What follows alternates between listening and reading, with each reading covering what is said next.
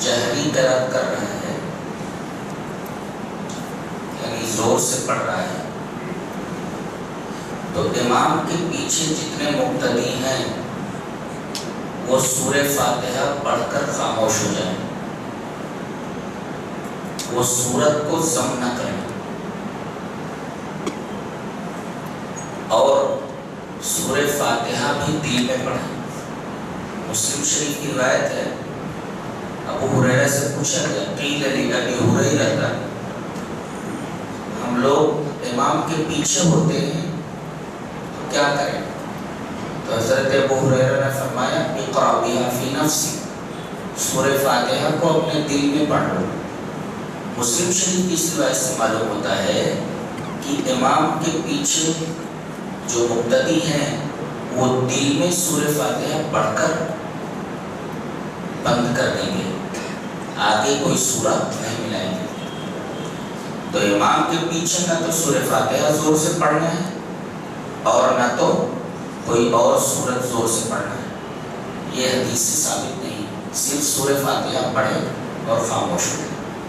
ہاں اگر سری نماز ہے تو اس میں سورہ فاتحہ کے ساتھ ضم سورت کریں، وہ بھی دھیرے دھیرے دل میں پڑھیں، زور سے پڑھیں۔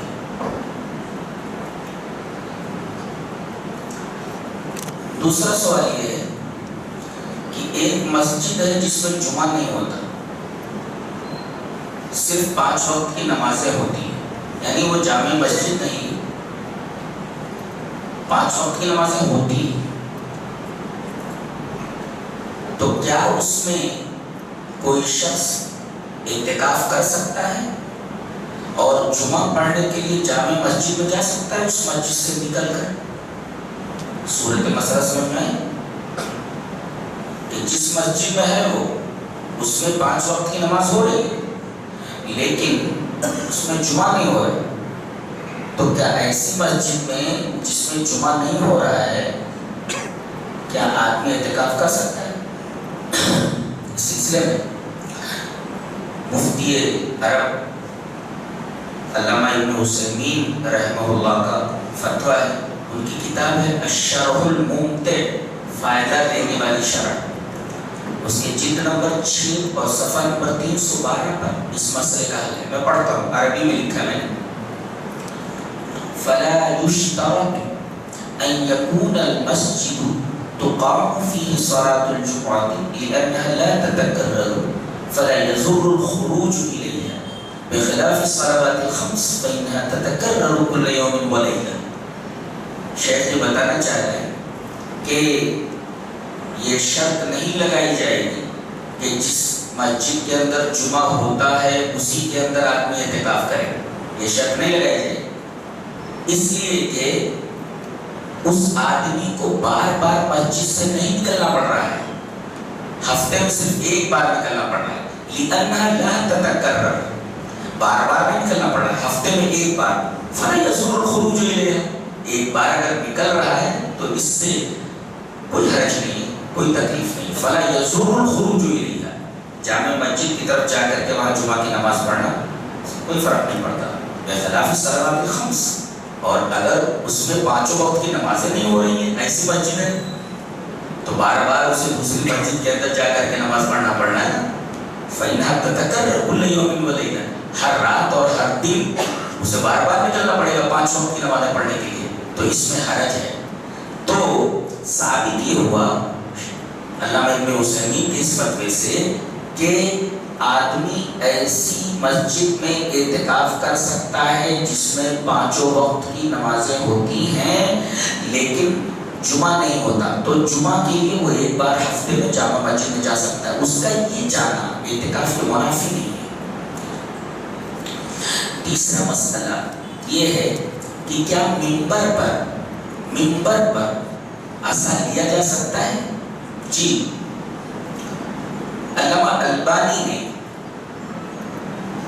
ایک حدیث کو ضعیف کہا ہے، ایک حدیث ہے کہ نبی کریم صلی اللہ علیہ وسلم منبر پر عصا لیتے تھے، تو یہ حدیث ضعیف ہے، لیکن اور حدیث وہ اپنی سلسلۃ الاحادیث صحیحہ کے اندر لائے، اور سلسلۃ الاحادیث صحیحہ کے اندر حدیث نہیں ہے کہ وہ حدیث صحیح ہے۔ اس کے علاوہ مسلم شریف کی ایک روایت ہے، اور آپ کو معلوم ہے کہ بخاری اور مسلم کی کسی روایت کو ضعیف نہیں کہا جا سکتا، جی یہ متفق علیہ مسئلہ ہے۔ اب دیگر حدیثیں تو چھوڑیے، آپ مسلم شریف کی روایت دیکھ لیں۔ مسلم شریف میں کہ نبی کریم صلی اللہ علیہ وسلم جمعہ کا خطبہ دے رہے ہیں اور آپ کے ہاتھ میں عصا ہے، اور آپ اس عصا سے منبر کے اوپر مار کر بول رہے ہیں کہ یہ مدینہ ہے، یہ مدینہ ہے۔ اس سے پتہ چلتا ہے کہ آپ منبر کے اوپر جمعہ کے دن عصا لیے ہوئے تھے۔ جہاں تک علامہ البانی کا مسئلہ ہے، علامہ البانی نے اس حدیث کو منسوخ کہا ہے، یعنی پہلے آپ عصا لیتے تھے، بعد میں آپ نے عصا لینا چھوڑ دیا۔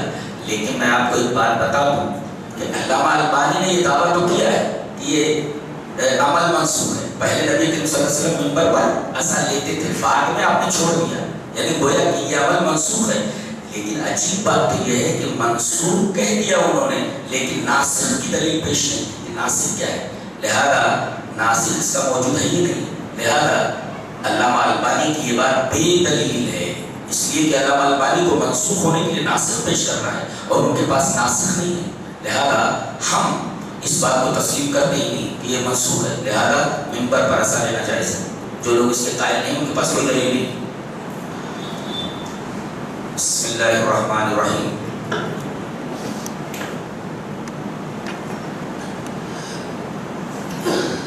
نویں پارے کا خلاصہ خدمت ہے۔ پہلی آیت ہے قال الملأ الذين استكبروا من قومه لنخرجنك يا شعيب والذين آمنوا معك من قريتنا أو لتعودن في ملتنا قال أولو كنا كارهين۔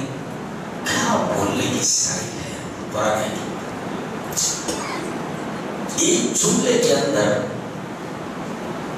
معانی کا ایک پورا جہان، معانی کی پوری دنیا سمو دیتا ہے۔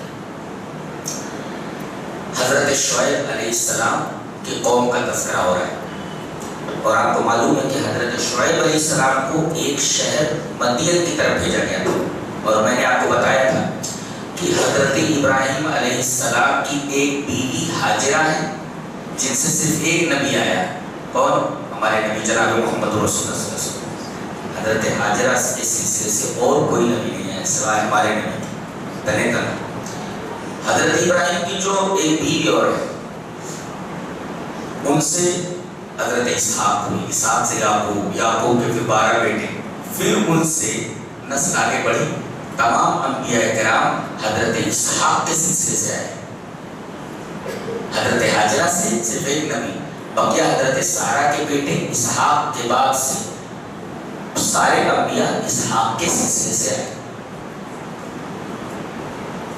ان کی ایک بیوی قطورہ، ان سے ایک لڑکا پیدا ہوا حضرت ابراہیم علیہ السلام کا، ان کا نام تھا مدیان، ان کے نام سے یہ شہر تھا مدین۔ حضرت شعیب علیہ السلام کو شہر میں بھیجا گیا۔ ایک تو یہ قوم بت پرست تھی، مشرک تھی، اور دوسرے ایک معاشی اور سماجی خرابی میں یہ قوم مبتلا تھی، ناپ تول میں کمی کرتی تھی، پیسہ پورا لیتی تھی اور تول کم دیتی تھی۔ جیسے آج کل ہر چیز میں ملاوٹ ہے، پسی ہوئی مرچی لینے کے لیے جاؤ تو ملاوٹ، پسا ہوا دھنیا لینے کے لیے جاؤ تو اس میں ملاوٹ، دودھ ہے اس میں ملاوٹ، چاول ہے اس میں ملاوٹ۔ کون سی ایسی چیز ہے جو خالص رہ گئی ہے اور ملاوٹ سے پاک ہے؟ یہ ساری کی ساری چیزیں تطفیف کے دائرے میں آتی ہیں، ناپ تول میں کمی کے دائرے میں۔ اور آپ کو معلوم ہے کہ حضرت شعیب علیہ السلام کی قوم اسی بیماری میں مبتلا تھی۔ حضرت شعیب کو بھیجا گیا کہ سمجھائیے ان کو، ایک تو یہ مشرک ہے اور دوسرے ایک سماجی برائی کے اندر، معاشی برائی کے اندر مبتلا ہے، ناپ تول میں کمی کرتے، سمجھائیے ان کو۔ کیا جواب دینا تھا ان کو؟ یا تو خاموش رہنا تھا اور یا پھر پیغمبر کی بات مان لینا تھا۔ الٹا دیکھیے، قال الملأ الذين استكبروا من قومه، قوم کے جو بڑے لوگ تھے جو رفتار تجارت کے اوپر حاوی تھے. ارے بھائی حضرت شعیب علیہ السلام کی تنقید کا اثر سب سے زیادہ کن کے اوپر تھا؟ بڑے لوگوں کے. اس لیے کہ بڑے بڑے کاروبار بڑے بڑے لوگوں کے ہاتھوں میں تھے اور یہی بڑے بڑے لوگ نام طور پہ کمی کرتے تھے.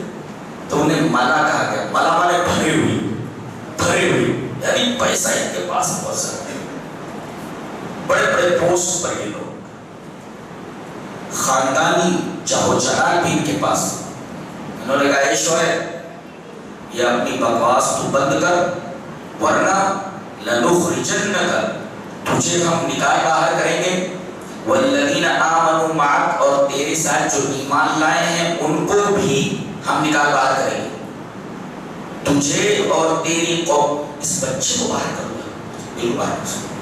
تو جو لوگ تیرے ساتھ ہیں ان کو اور تجھے دونوں کو ہم اپنے گاؤں سے نکال دیں گے, یا تم ہمارے مذہب میں دوبارہ لوٹ آؤ.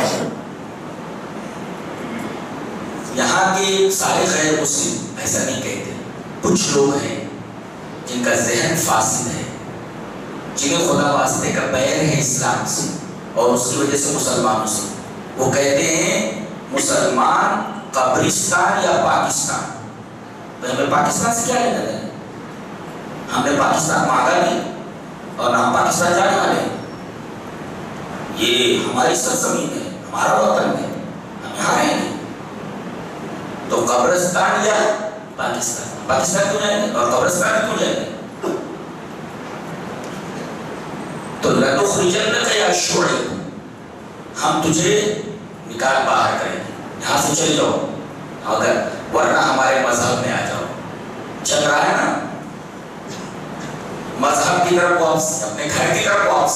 یہ کوئی نئی چیز نہیں ہے, قرآن حکیم نے پہلے ہی بتا دیا ہے کہ شعیب کی قوم اپنے گھر کی واپسی کے بارے میں مطالبہ کر چکی ہے. ایسا لگتا ہے جیسے قرآن حکیم ابھی نازل ہو رہا ہو, اس ماحول کے لیے نازل ہو رہا ہو. یہ کلام ربانی کی خصوصیت ہے. یا تو تم اپنے گھر واپس آ جاؤ, گھر واپس ہمارے مذہب میں آ جاؤ, مشرک ہو جاؤ, کافر ہو جاؤ, ورنہ تم ہمارے ساتھ نہیں رہ سکتے, ہم تم کو نکال باہر کریں. اب اس کا جواب دیا گیا, پیارا جواب, سوال کیا گیا اچھا تو اگر ہم برائیوں پر تمہیں ٹوکیں, برائیوں سے روکیں یا تمہیں ٹوکیں تو تم ہم کو نکال باہر کرو گے ہمارے گاؤں سے, ٹھیک ہے, اور یا تو ہم تمہارے مذہب میں آ جائیں. قال حضرت شعیب بولتے اولو کنا کارہین, اگرچہ یہ بات ہمارے دل نہیں مانتے ہیں تو. کارہ کا مطلب ہوتا ہے کراہت کرنے والا. نقطہ یہ ملا کہ کوئی شخص کسی دھرم کو نہیں مانتا تو اسے تبدیلی مذہب سے روکنا در حقیقت اس کے اوپر جبر ہے, اور یہ انسان کی فطری آزادی کو سلب کرنا ہے جو انسان کا فطری حق ہے. اور ایک آدمی اپنے دھرم کے اوپر نہیں رہنا چاہتا, اس کو اسی دھرم کے اوپر جمے رہنے کے لیے مجبور کرنا یہ بھی درست نہیں ہے, یہ بھی جائز نہیں ہے, اس لیے کہ یہ جبر ہے. اور آپ کو معلوم ہے کہ جبر مذہب کے معاملے میں, عقیدے کے معاملے میں جبر یہ عقل کی ترازو میں کیا وزن رکھتا ہے. اس لیے کہ اعتقاد کا معاملہ, مذہب کا معاملہ دل سے متعلق ہے. تو آپ کسی کو اس کے مذہب پر جمے رہنے کے لیے جبکہ وہ اسے ناپسند کرنا مجبور نہیں رکھ سکتے. اسی طریقے سے وہ اگر اپنا مذہب بدلنا چاہے تب بھی آپ مجبور نہیں کر سکتے, ورنہ اس کی اس فطری آزادی کو سلب کرنا ہے جو انسان کا فطری حق ہے.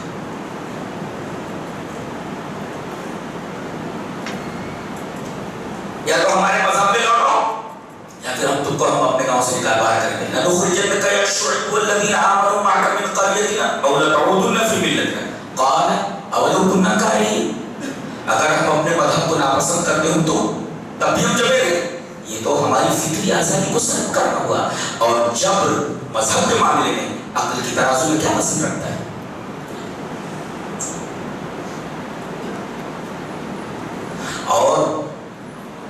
انشاءاللہ توحید سے پھرنے والے نہیں. تمہارا یہ کہنا کہ ہمارے مذہب میں آ جاؤ، ہم آنے والے نہیں. اور یہ مذہب میں تمہارے نہ آنا، اس میں کریڈٹ ہمارے دل کو نہیں جاتا، بلکہ یہ سارا کریڈٹ اللہ کی توفیق ہو جاتا ہے. اللہ کی توفیق سے ہم اسی مذہب کے اوپر جس کو ہم نے قبول کیا ہے، جو حضرت شعیب کا مذہب ہے دین اسلام، ہم اس کے اوپر ڈٹے رہیں گے. ہم تمہارے مذہب میں نہیں آئیں گے. اب قوم کا ریئیکشن دیکھو.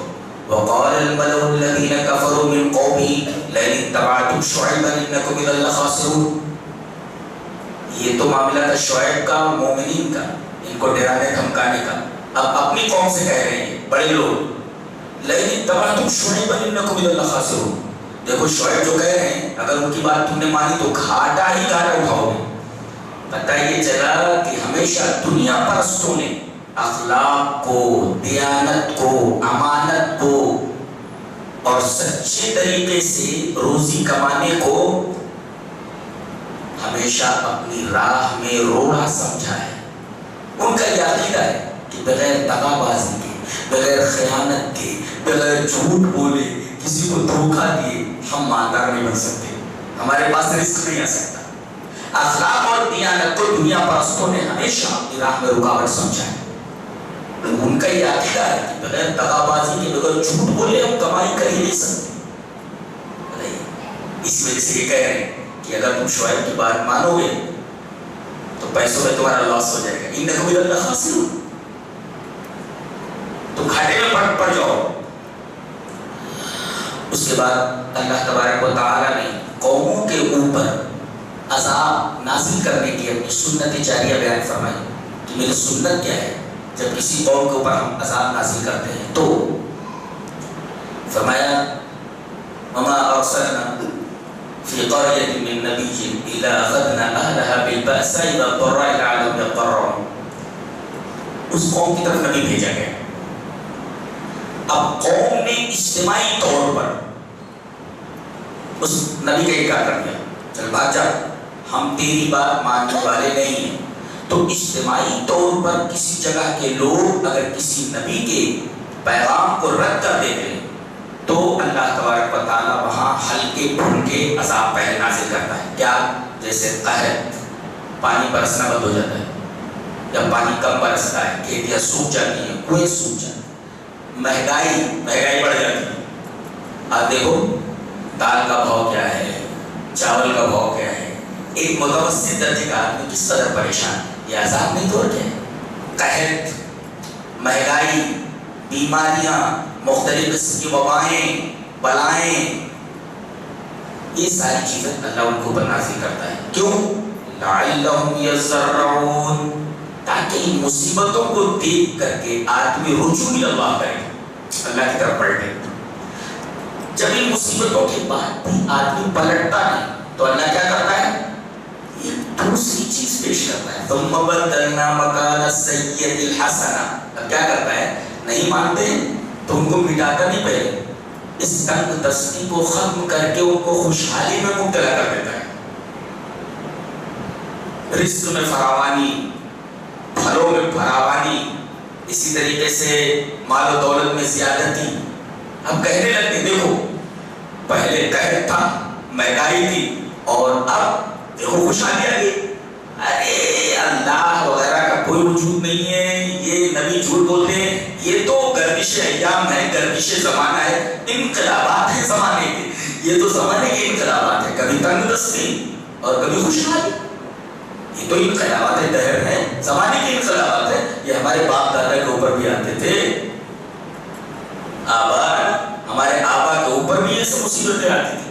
تو گویا عذابوں کو جو اللہ کی طرف سے ہوتے آدمی لائٹ لے لیتا ہے شیطان کے اس وسوسے سے کہ یہ جو تنگ دستی آئی تھی یہ اتفاق سے آ گئی، اور اس کے بعد خوشحالی آئی یہ بھی اتفاق سے. تو اس کے پیچھے کوئی ذہن کار فرما نہیں ہے، یہ شیطان وسوسہ رہتا ہے. اور جب لوگ خوشحالی میں مبتلا ہو کر کے اپنی منمانی پر جمے رہتے ہیں، اچانک ان کے اوپر عذاب آ جاتا ہے اور ہم ان کی اینٹ سے بچا دیتے ہیں۔ یہ اللہ کے عذاب کی سنت جاری ہے۔ اچھا، اب دو باتیں بتاتا ہے۔ نعمت ملی تھی تو ان کو کیا کرنا چاہیے تھا؟ وَلَوْ أَنَّ أَهْلَ الْقُرَىٰ آمَنُوا وَاتَّقَوْا لَفَتَحْنَا عَلَيْهِمْ بَرَكَاتٍ مِّنَ السَّمَاءِ وَالْأَرْضِ وَلَٰكِن كَذَّبُوا فَأَخَذْنَاهُم بِمَا كَانُوا يَكْسِبُونَ۔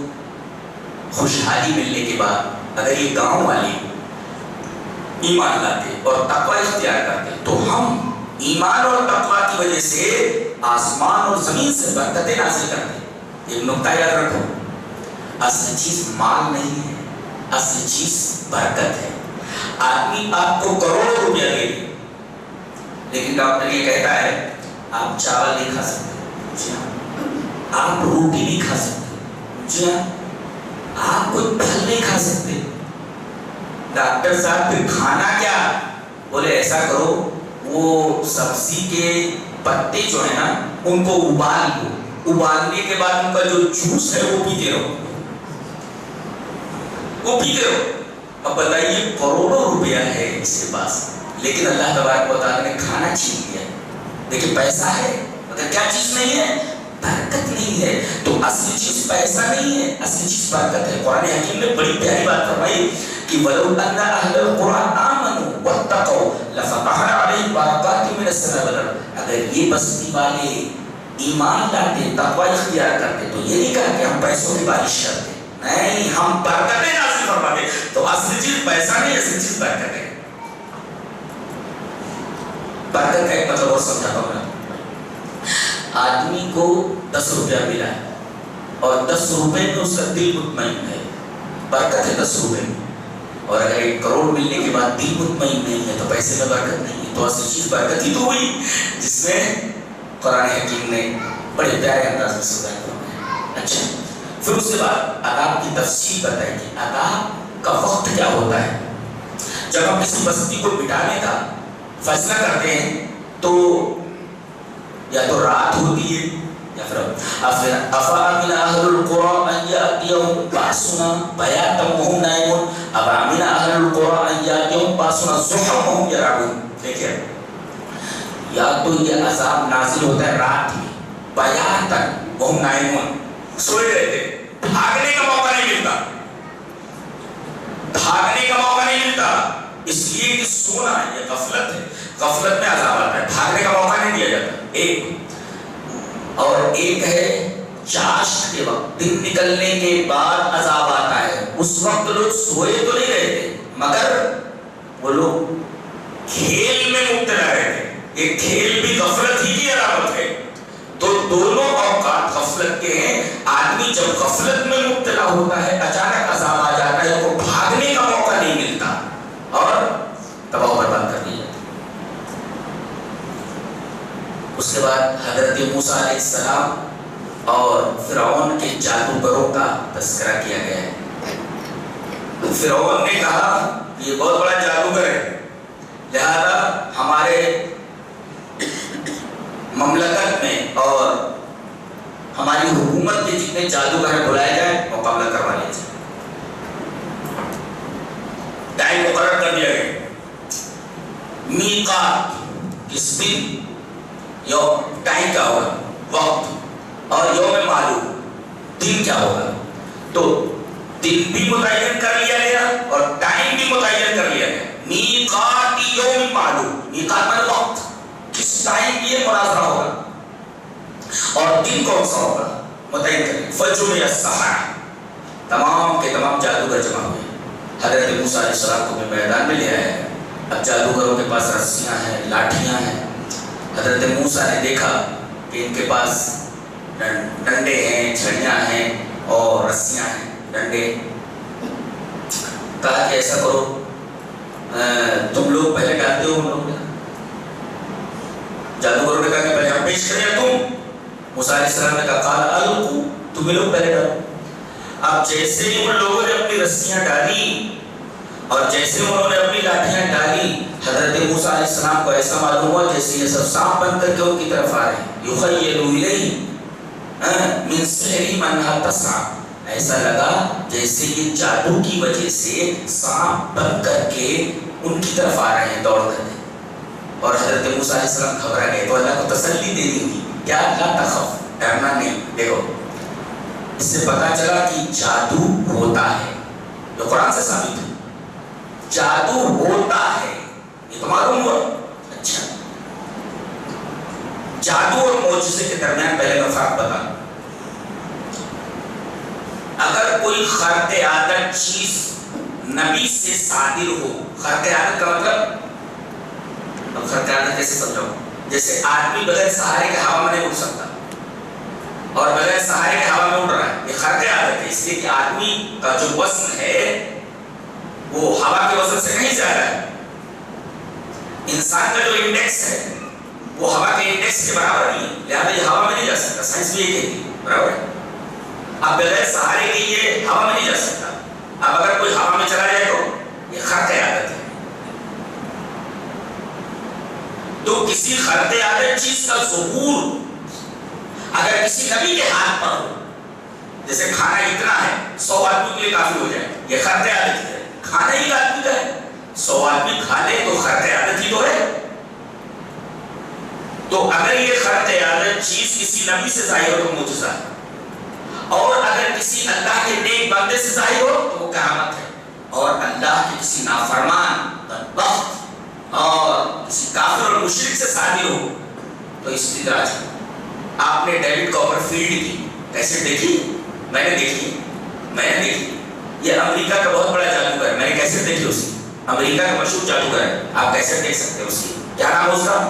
David copper field. جی ہاں، میں نے یہ دیکھا کہ پہلے تو ہوا میں اڑا ہے بغیر کسی سہارے، میں دیکھ رہا ہوں، اور ہزاروں آدمیوں کے درمیان اپنا یہ کھیل پیش کر رہا ہے، اپنا جادو پیش کر رہا ہے. ہوا میں اڑا. پھر اس کے بعد ایک لڑکی کو گود میں لے کر کے ہوا میں اڑا. تو یہ جو ڈیوڈ کاپر فیلڈ ہے بغیر سہارے کے ہوا میں اکیلے پہلے اڑا، یہ خارق عادت ہے اور وہ کافر ہے. لہذا اس کا یہ ہوا میں اڑنا یہ اس بات کی دلیل نہیں ہے کہ وہ ولی ہے. نہیں تو اسے کوئی خاص کپڑا پہنا دیا جائے ڈیوڈ کاپر فیلڈ رضی اللہ تعالیٰ. تو کوئی خارق عادت چیز دکھانے سے آدمی ولی نہیں ہوتا. کوئی آدمی کوئی کرشمہ دکھا دے تو کرشمہ دکھانے سے وہ ولی نہیں ہوتا. کرشمہ تو ڈیوڈ کاپر فیلڈ کافر ہے، وہ بھی دکھا رہا ہے. تو خارق عادت چیز کا ظہور اگر کسی نبی کے ہاتھ پر ہو تو معجزہ، اور اللہ کے کسی فرما بردار بندے کے ہاتھ سے ہو تو کرامت، اور اگر اللہ کے کسی نافرمان کے ہاتھ سے ہو جیسے ڈیوڈ کاپر فیلڈ کا تو یہ استدراج ہے. اچھا، یہ تو معجزہ، کرامت اور استدراج کے درمیان فرق معلوم ہوا. اب جادو اور معجزے کے درمیان فرق. جادو سیکھا اور سکھایا جاتا ہے، معجزہ سیکھا اور سکھایا نہیں جاتا. یہ فرق ہے جادو اور معجزے. ایک دوسرے، جادوگر جب چاہے اپنے جادو کو دکھا سکتا ہے، مگر نبی جب چاہے تب معجزے کو ظاہر کرے، ایسا نہیں ہوتا. معجزہ اللہ جب چاہے گا تب نبی کے ہاتھ پر ظاہر ہوگا. جادوگر جب چاہے جادو دکھا سکتا ہے، لیکن معجزہ نبی اپنی مرضی سے نہیں دکھا سکتا، جب چاہے تب، جب اللہ چاہے گا تب معجزہ ظاہر ہوگا. دو فرق. معجزے میں چیز حقیقت میں بدل جاتی ہے، مگر جادو میں وہ چیز حقیقت میں نہیں بدلتی، صرف خیال آتا ہے کہ یہ بدل گئی ہے. یخیل الیہ، صرف خیال ہوتا ہے.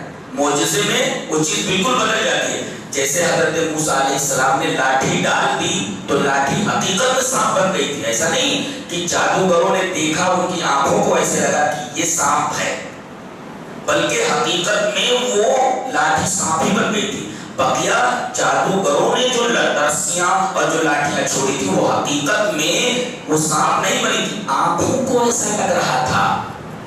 من سحرہم انہا تسعی، جادو کی وجہ سے ایسا لگ رہا تھا کہ وہ دوڑ رہے ہیں. سحروا اعین الناس، لوگوں کی آنکھوں کو انہوں نے مسحور کر دیا تھا، باندھ دیا تھا، نظر بندی کر دیا تھا. تو معجزے میں چیز حقیقت میں بدل جاتی ہے.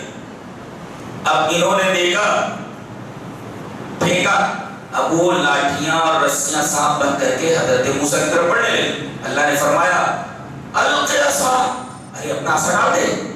تو جیسے انہوں نے اپنی لاٹھی ڈالی وہ حقیقت میں عصا بن گیا.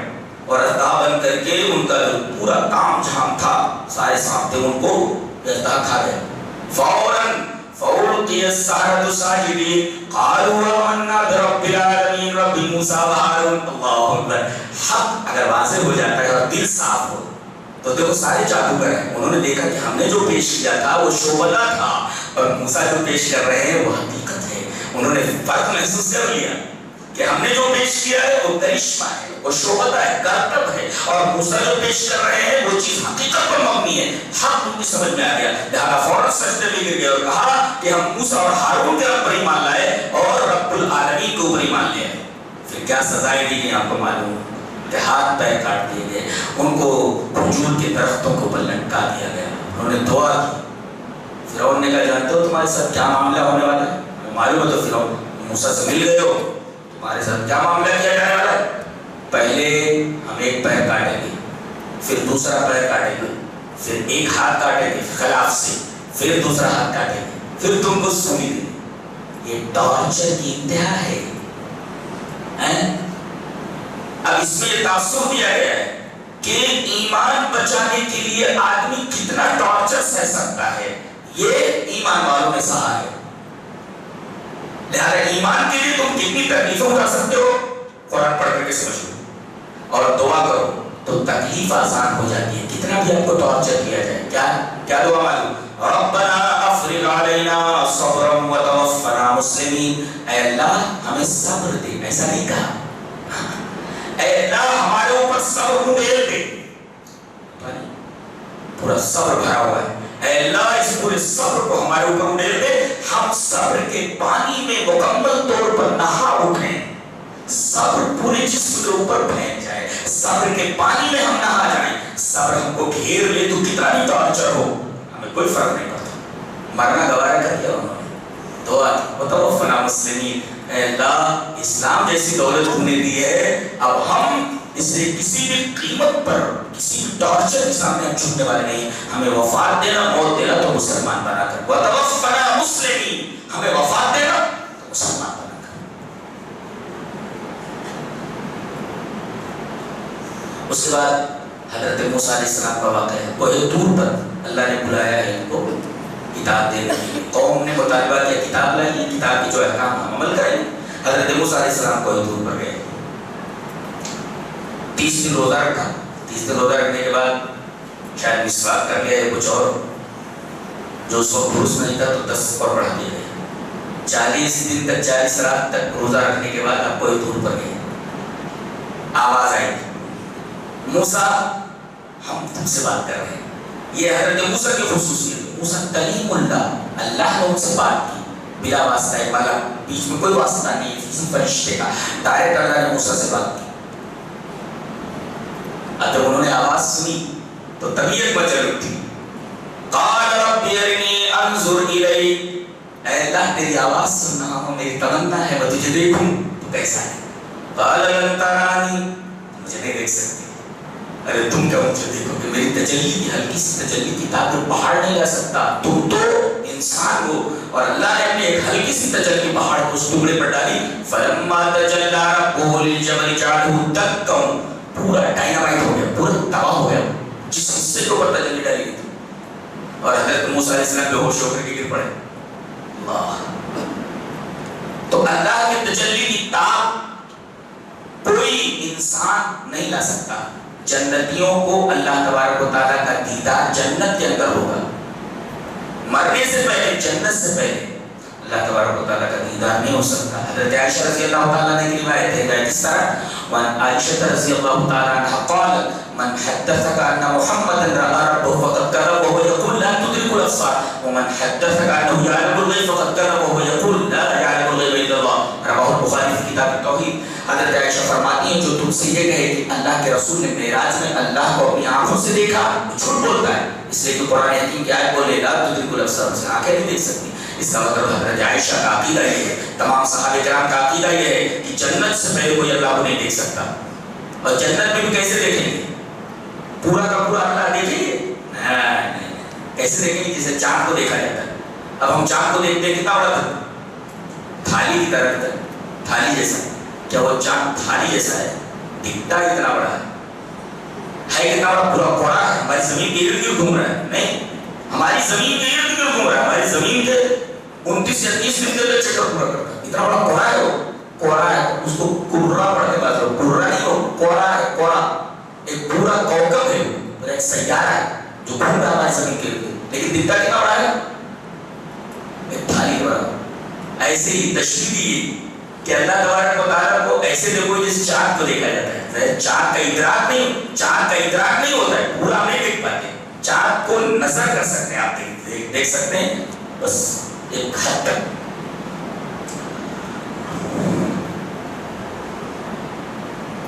اس کے بعد نبی کریم صلی اللہ علیہ وسلم کی 9 خصوصیات بیان کی گئی. الذين يتبعون الرسول النبي الأمي الذي يجدونه مكتوبا عندهم في التوراة والإنجيل يأمرهم بالمعروف وينهاهم عن المنكر ويحل لهم الطيبات ويحرم عليهم الخبائث ويضع عنهم إصرهم والأغلال التي كانت عليهم. یہ ہوا 9. آپ رسول ہیں، آپ نبی ہیں، آپ امی ہیں. امی means امی الذي لا يقرأ ولا يكتب، جو نہ پڑھ سکے نہ لکھ سکے. that is called امی. امی کس کو بولتے ہیں؟ الذي لا يقرأ ولا يكتب، can't read and can't write، نہ لکھ سکے نہ پڑھ سکے. that is called امی. وہ امی. تو الذي لا يقرأ ولا يكتب الأمی. تو آپ امی ہیں، آپ نے کسی مدرسے سے تعلیم حاصل نہیں کی، ڈائریکٹ اللہ تبارک و تعالیٰ نے جبرائیل کے ذریعے آپ کو علم دیا. تو آپ نبی ہیں، آپ رسول ہیں، آپ نے کسی سے پڑھا نہیں.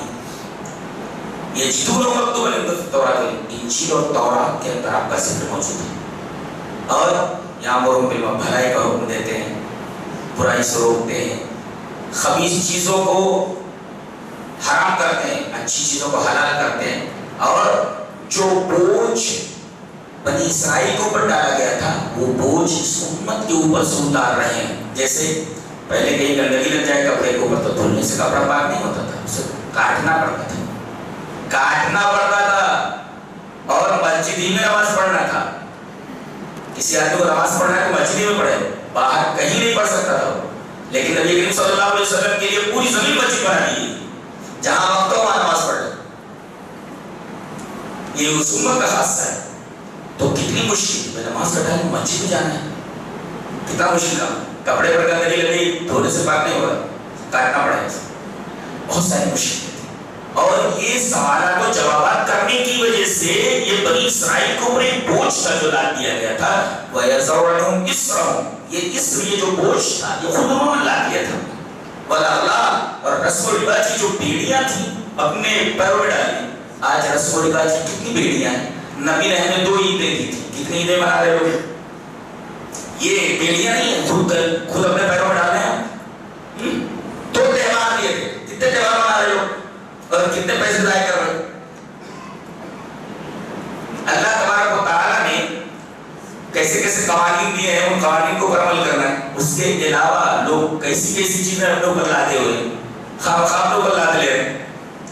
یہ بیڑیاں ہیں جسے نبی نے اتارا، اور یہ امت یہود کے نقش قدم پر، نصارہ کے نقش قدم پر چلتے ہوئے وہ سارے بوجھ پھر اپنے اوپر لاتے ہیں. اسلام بہت آسان دین ہے. امام بخاری باب باندھتے ہیں، باب الدین یسر، یہ باب ہے اس بات کو بتانے کے لیے دین بہت آسان ہے. اب دین تو اتنا آسان ہے کہ آدمی اگر کھڑے ہو کر نماز نہیں پڑھ سکتا بیٹھ کر پڑھ لیں، بیٹھ کر نہیں پڑھ سکتا لیٹ کر پڑھ لیں، اور لیٹ کر نہیں پڑھ سکتا تو اشارے سے پڑھ لیں. اشارے سے بھی نہیں پڑھ سکتا تو مر گیا، اشارے سے نہیں پڑھ سکتا مر گیا. دل سے پڑھ لیں. اسلام بہت آسان. یہ 9 صفتیں بیان کی.